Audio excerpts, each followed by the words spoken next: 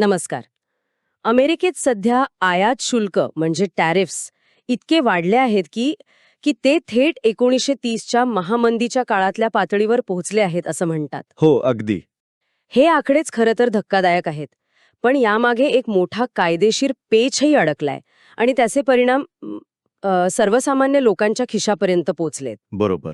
आज आपण याच विषयावर जरा सविस्तर बोलणार आहोत. आपल्याकडे किपलिंगर, द गार्डियन आणि ॲक्सियस सारख्या स्रोतांमधून बरीच माहिती आहे. तर आपला उद्देश आहे की सध्याची परिस्थिती नेमकी काय आहे, हे टॅरिफ्स का लावले गेले, त्याला कायदेशीर आव्हान का मिळतं रे, आणि या सगळ्याचा अर्थव्यवस्थेवर, विशेषतः सामान्य कुटुंबांवर काय परिणाम होतोय हे समजून घेण्याचा. नक्कीच. चला तर मग याचा सखोल आढावा घेऊया. सुरुवातच करूया त्या आकडेवारीने.